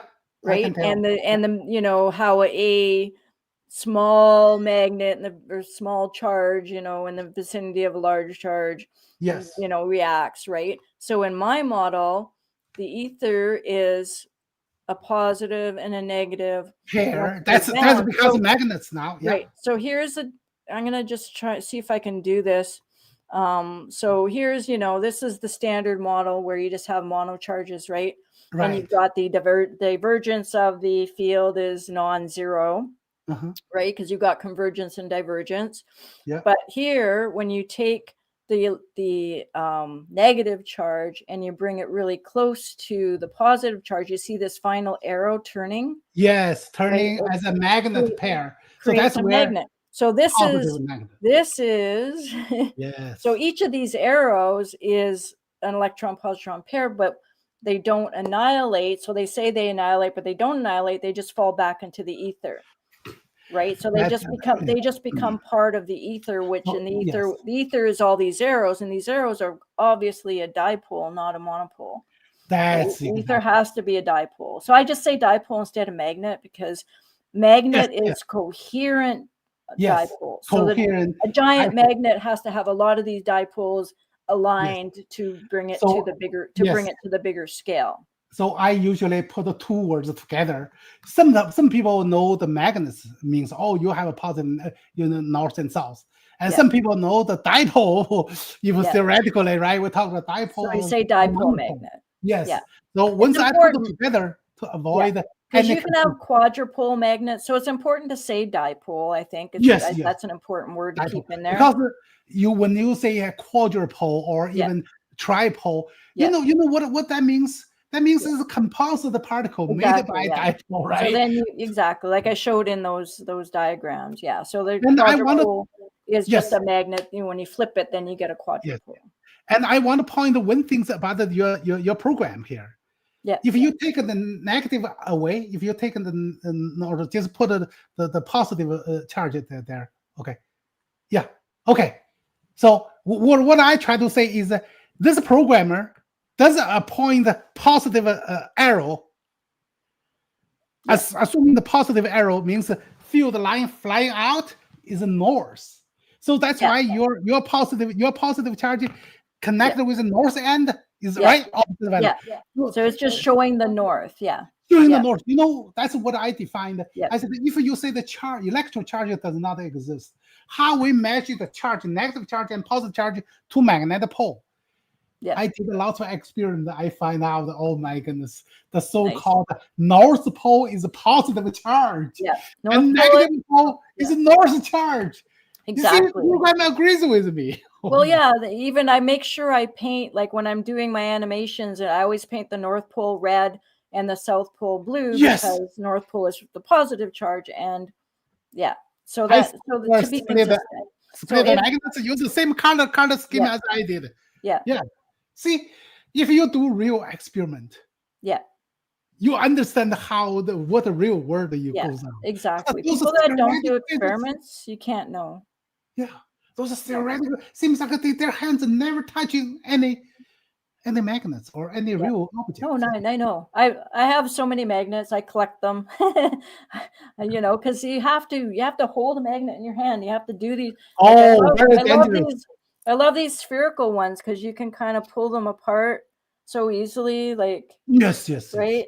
And you can create, like, it almost looks like DNA when you have two strands together. It looks like DNA. Yes, right? I think you talked about I have a theory about the origin of life, include what make DNA. So how the DNA come out in the first place? Right? Yeah, it has to. Yeah. And what is the genetic code, right? this is just like a computer language. You see that 0, 1, right? It's off of no power and with 1 power. And the genetic code. So where does it come from? Negative pole and positive pole. Exactly. That's the genetic code. The ideal, yes. And there's like 4 codons? So that would just be like a quadrupole. That's why there's 2 strands and they're kind of connected like that. Yes, exactly. Okay. Yeah. And those are called the bases. Those are cross-linked bases. Yeah. Why some bases has to connect with certain other, cannot be another one? Yeah. They have opposite polarity, man. Exactly. It's so simple. Oh my goodness. I'm so happy. Now I found you from Canada and another gentleman called Emmanuel. He's from Greece. Okay. That's the professor. Who? Greece. Who are you talking about? Oh, he also a Greek. He's a Greek. Emmanuel? I'm Greece. Yeah. The first name called Emmanuel.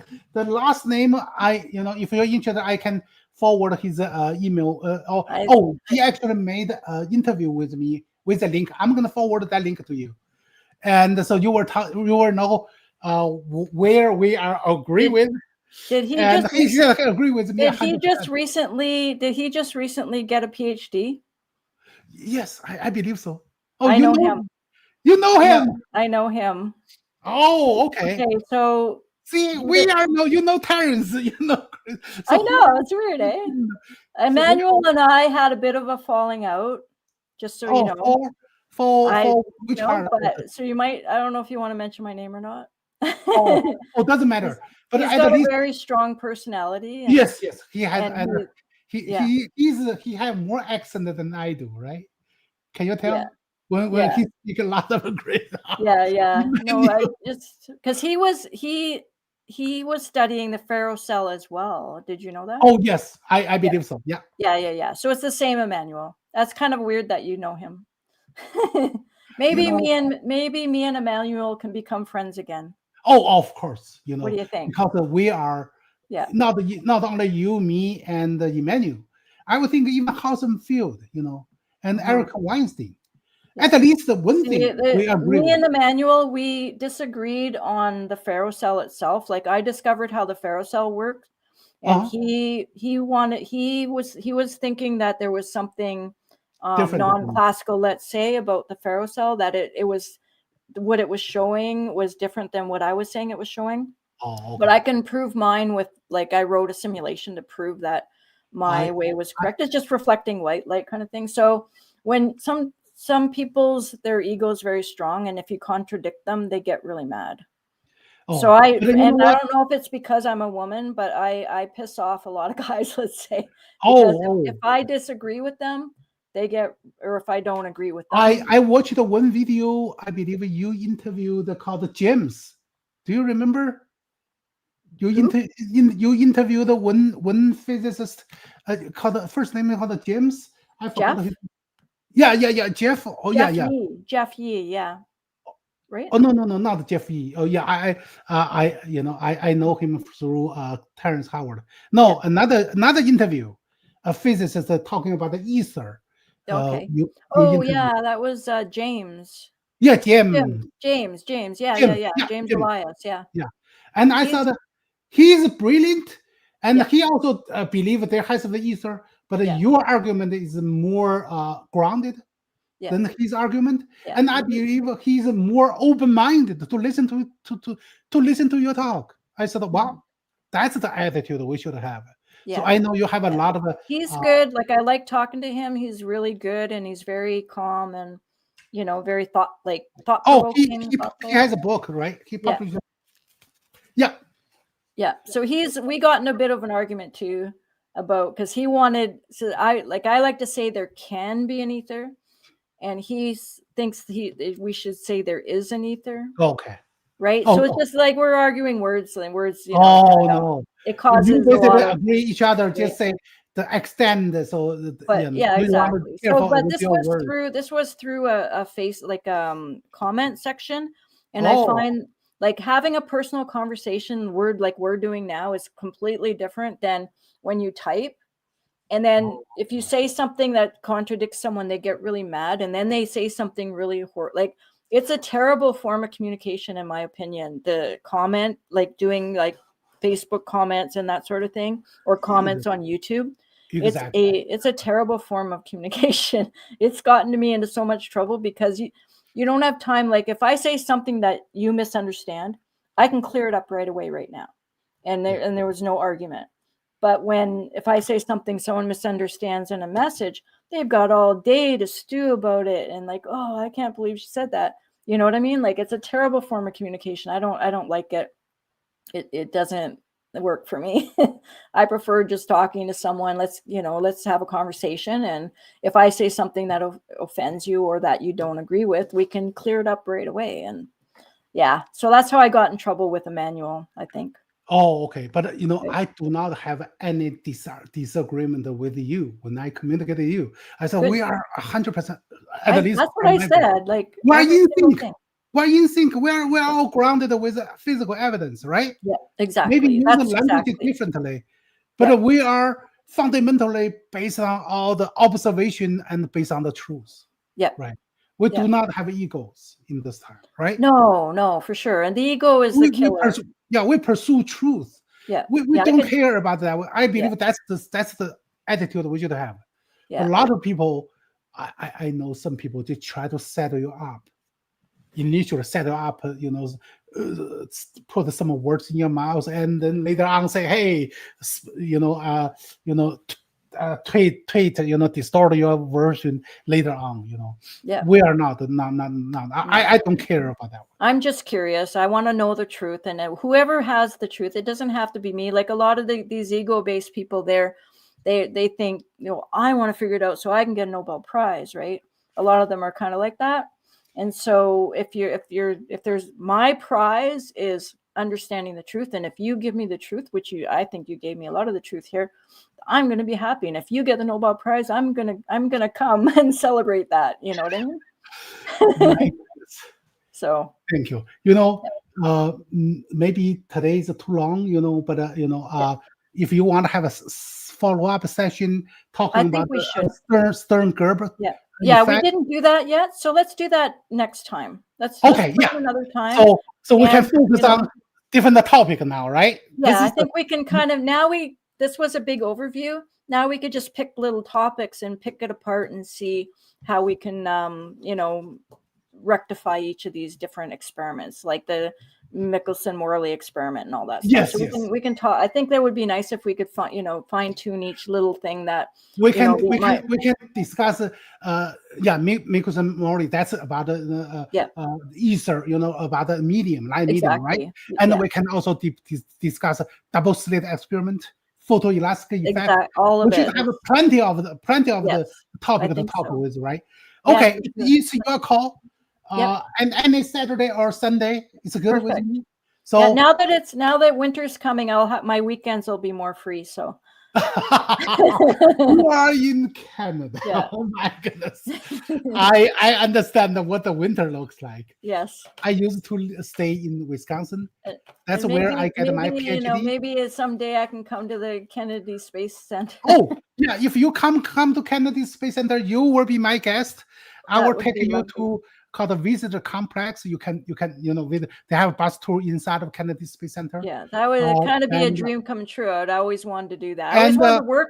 I always thought it'd be cool to work for NASA. That's when I was a kid. Okay, I'll just end this. But when I was a kid, I used to send letters to NASA, and they would send me stickers and badges and stuff like that. I was always a big fan of NASA, and I always thought, well, maybe someday I could work there. But I did great work. I worked for astronomy, like I told you earlier, for 10 years after I graduated university. And then I worked in this medical field doing instrumentation, mechatronic, visual, image guided surgical devices. And I write all the software. I do all the calibration and everything for our devices. So you are no longer work for the Western University anymore? Yes. So you are working for private medical? No, we used to be private, and then we merged with Western. You are still with Western. Yeah, so now we're Western. So Robarts was its own entity. It built its own infrastructure, but we couldn't support. I think what happened was we got lots of grants for research, but we didn't get any grants for infrastructure. So Western kind of took over the infrastructure, but they also get rights to all our patents and stuff like that. Okay. So, we had to kind of give up a little bit for them, but it's nice it's a nice place, and where I work, it's amazing. The people I work with are great, and I'm responsible for all for the integration of all the software and the calibration, and I do a lot of work, and I'm very close to retiring right now, so they're getting a little scared. Do you the Western University has a retirement age limit? No. Oh, No, okay. but I'll be 65 and I can retire if I want to. So you can choose to retire. I can choose to retire, and that's the freedom. I work for NASA. You as a federal employee, the president 80 years old, they can still be president. Yeah, I can stay, and they don't want me to go, but it's I would have more time to do this stuff if I retired. But I love my job, so I'm torn. I love my job. It's the best job anyone could ever have, with the best people and the best boss and everything. So it's kind of hard to give up. It's and they pay me, okay, not great, but I'm not a millionaire, but I love my job, and that's worth $1 million right there. And so I have to really decide if I want to retire or not. I'm not sure. One way in NASA is people retire from a government employee. Retired. So basically all the NASA benefit invested, and then turn around that they work for NASA contractors. Yeah. So then they have a double income. Normally they pay them at least 50% more than, or even double the salary than working for. I could probably make a lot of money, but see, I want to enjoy my life as well, and my husband as well. He works with me as well, and he wants to retire so we can travel more and stuff like that. So it's hard to travel when you have a full-time job. Right. So That's you something. can't go say, I'm going to go spend 2 months and go to Europe or something like that. You can't do that. So, so if I retire, I'll probably just work on a contract basis for the same group. Right. Take a couple years off. Just maintain my software. If there's a bug, I can fix it. If there's a feature, I can add it, stuff like that. So my boss is quite old as well. He's in his 70s. So he's never going to retire. He's never going to retire. He's one of those, scientists that could never retire. Work till the last day. That actually, I even talking about it. I don't know if I can ever retire, but that's one. But one thing is, if your husband do want to traveling, maybe a good idea. Are you able to take a 1 year off? Yeah. Let him retire, and then you take a year off traveling. After certain traveling, you were, just like me. I found out it's boring then. I don't like traveling. I to the point that I told my son many years ago that when I reached to a certain year, I wanted to retire traveling to the world. He said, I will travel with you. But now I turn around, feels like so boring, and physically may not be, and too many problems, physically. No, I get homesick. I get homesick when I travel. I get homesick. For satisfy your husband's desire, maybe you should take time to travel with until he reaches the same conclusion as you do, right? Yeah, exactly. Life is set. Go home. Then you can work on whatever you love, the rest of the life. For sure. You got to be compromising. Sure. Yeah, it's your time. It's your call. When you want to have talking about those defining experiments, right? All right. Yep. Like quantum spin or wave particle duality. Those are ridiculous, right? All that stuff. Photo electron effect. Each of those topics would take an hour or two to talk about. we can talk. We can talk one at a time. Doesn't matter.